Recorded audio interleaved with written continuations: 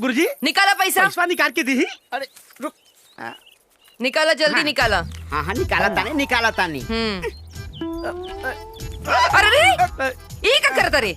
अरे पैसा निकाले कहानी तो मगरमच्छ के दरवाजा खुलत बाड़े। पैसवा मगरमच्छवे के पास रख ले बानी। हेने होने रखती आप पकड़ा जैती तो लोगवा मार मार के औरो छोटा न कर दे। चुपचाप पैसा निकाला, आँख बंद कर ले बानी। निकाला गुरुजी निकाला।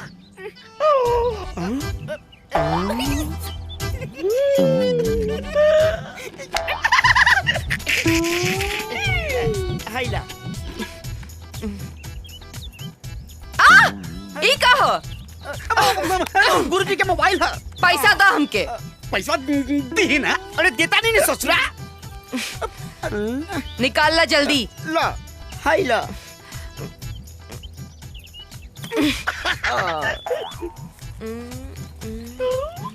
ये हो गई 4000। 1000 रुपया तहार बा और 1000 चिल्लम दास के। आई 2000 हम। ये तो सरासर बेईमानी हो।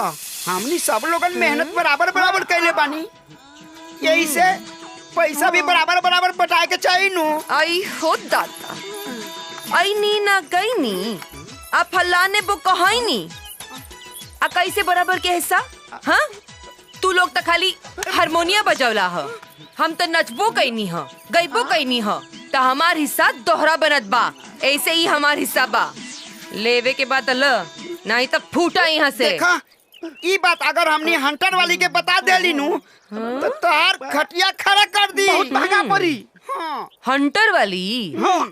तो जा बता दा हंटर वाली के, बता दा। हमरो नाम छबीली हो।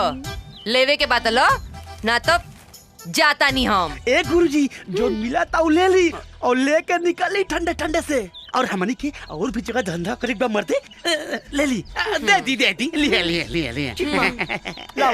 ला ई भइला मर्द वाली बात। धन्यवाद। अब धन्यवाद काहे खातिर? उ जे कहलू ना, ई भइल मर्द वाली बात। चलो भागले। सीढ़ियों लगौले ना पहुंची है। हाँ, और मरद बनत बाड़े। जकरा में ए छैल छबीली,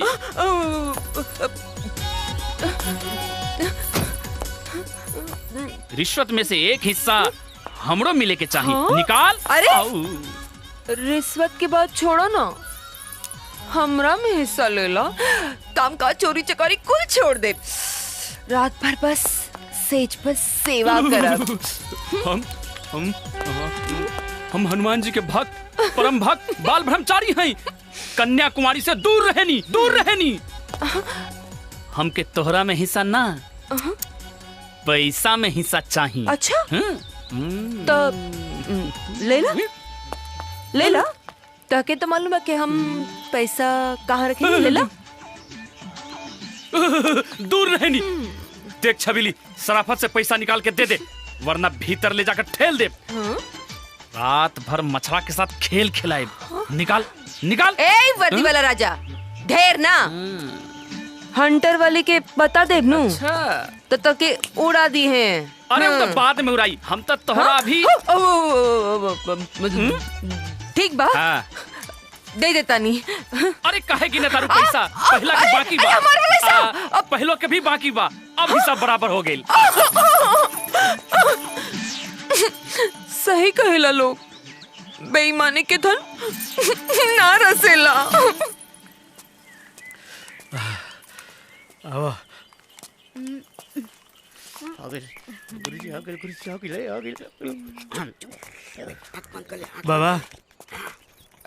बाबा हम बहुत दूर से आयल बनी।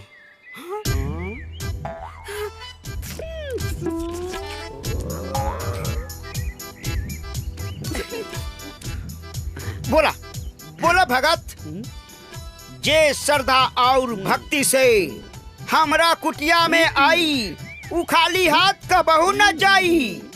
तहार समस्या का बा? रउआ लोगिन से कहा छुपाई, हमार शादी के 5 साल हो गईल, पर अभी तक बच्चा के आता पता नहीं खे। पूरा गांव के लोग ताना मारेला। रउआ लोग के नाम सुन के ऐसन लागल कि जैसे हमरा समस्या के समाधान रउरे लोगन से हल होई। एकदम सही जगह पे आयल बड़ा बचवा। एक गांव के ढाल से ज्यादा बच्चा ते हमनी के बा। का मतलब?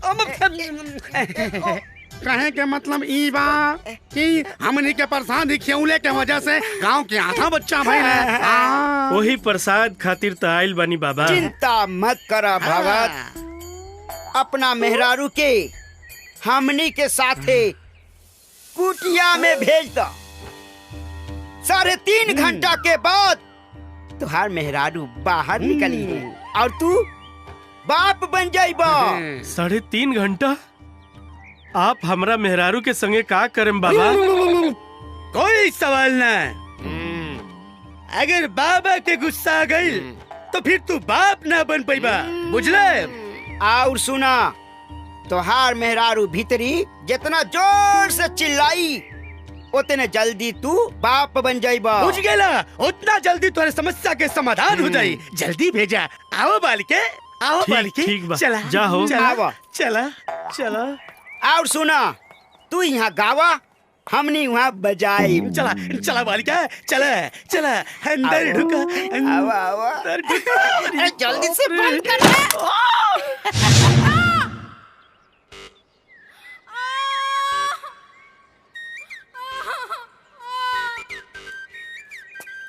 हे भगवान, लागत आज हमार दुख दूर हो जाई।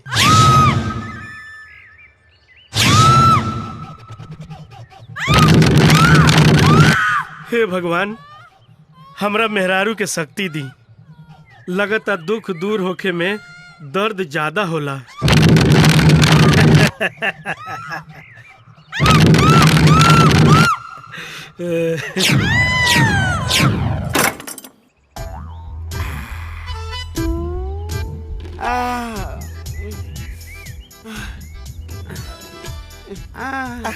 अरे वाह।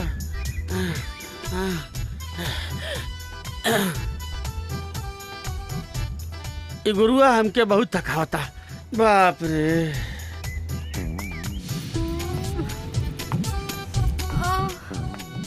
बाबा उठा बच्चा बंदूक दास।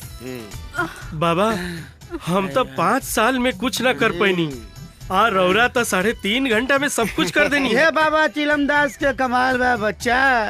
तहरा प्रसाद मिल गइल बा चिलमदास बाबा के। आवा बालिके, हेने आवा।